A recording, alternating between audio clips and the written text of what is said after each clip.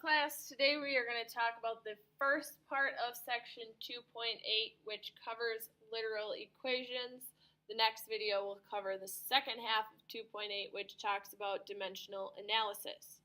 At the end of today's video, you will be able to rearrange equations to solve for a specific variable within the equation. A literal equation is an equation that involves more than one variable. So up until this point, all of the equations that we have been looking at have just had a single variable that we are trying to solve for. Now we're going to throw more than one variable into the equation. So, for example, this starting equation that we have is 15 is equal to 3n plus 6p. So we've got two separate variables. We got n and we have p. The idea of literal equations is that we can rearrange them to solve for one of the variables. So the first half of this problem is asking us to rearrange for n.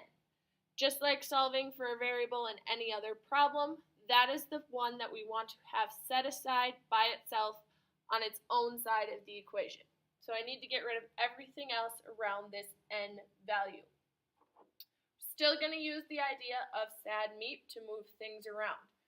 So if we want n to be by itself, the first thing I need to get rid of is any addition or subtraction.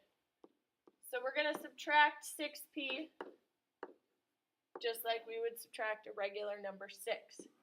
Now, remember, when you are subtracting things, you can only combine like terms. Since 15 doesn't have a p with it, we're going to have 15 minus 6p is equal to 3n. We can't actually put 15 and 6p together because they are not like terms.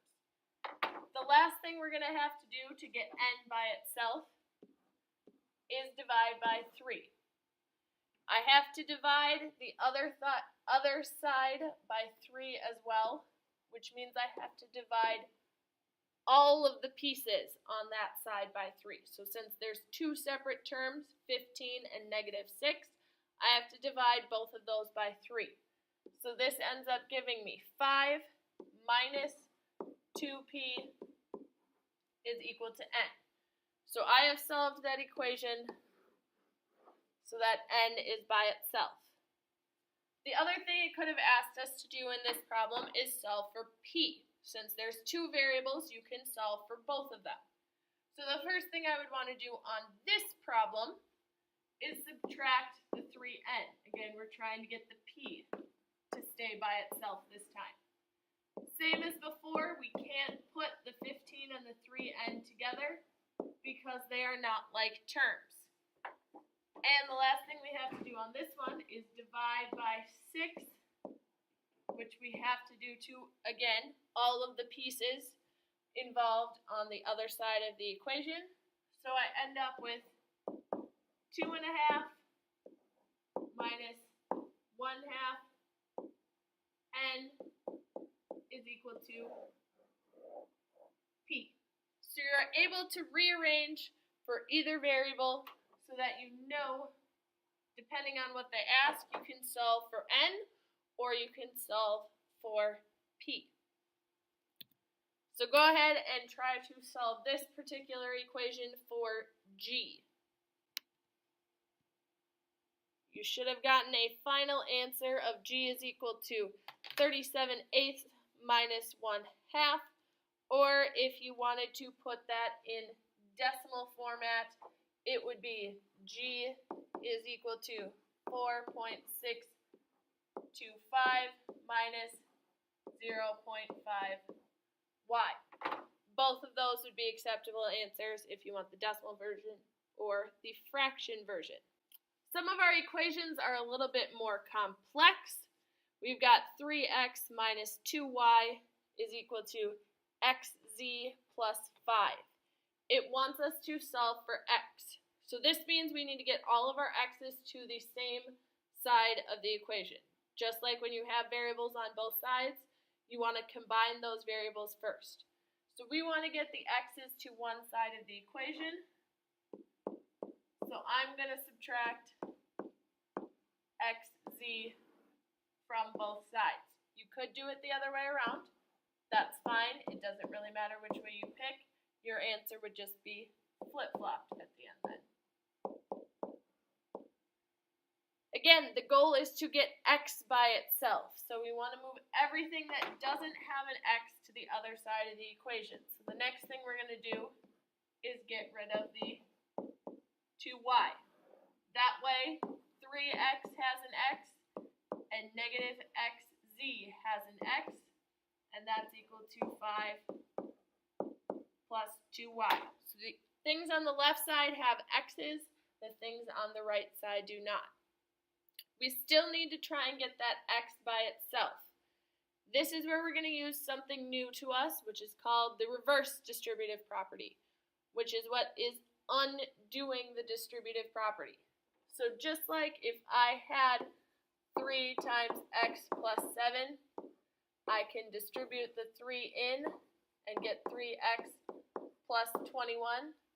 I can do the reverse of that as well and pull the 3 back to the outside by dividing both of those values by 3.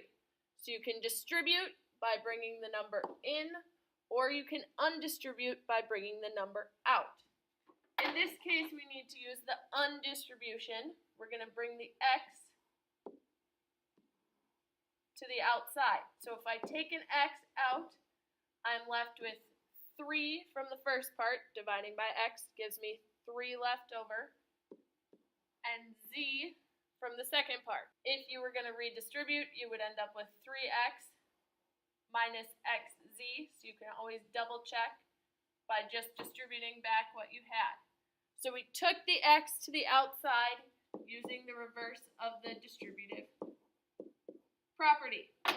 So now it's saying x times 3 minus z, and we need to get rid of that. To undo multiplication, we need to do division. So I'm going to divide by that whole piece, which is 3 minus z.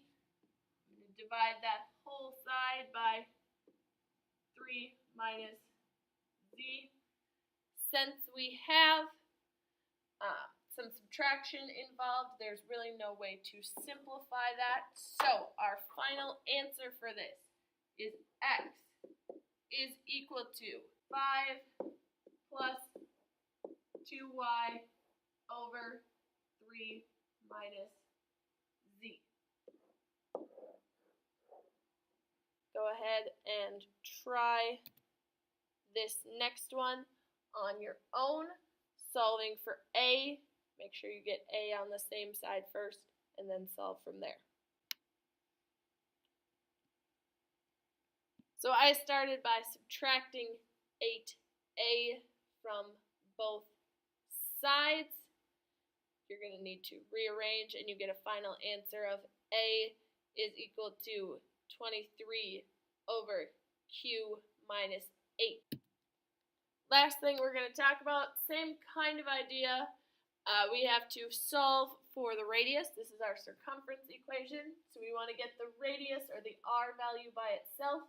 In order to do that, we're going to divide both sides by 2 pi. So I end up with an answer of c over 2 pi is equal to r. Your book might ask you to continue to use your new equation. So for example, what is the radius if c is equal to 75.36 centimeters? So it wants you to plug that value into the new equation that you have used. So go ahead, plug that in for c and find the radius. So you should have been doing 75.36 divided by 2 pi, remembering that pi is 3.14. And you get a final answer of radius is equal to 12 centimeters. If you have questions about this or anything else we've done during this lesson, please let me know when you get to class.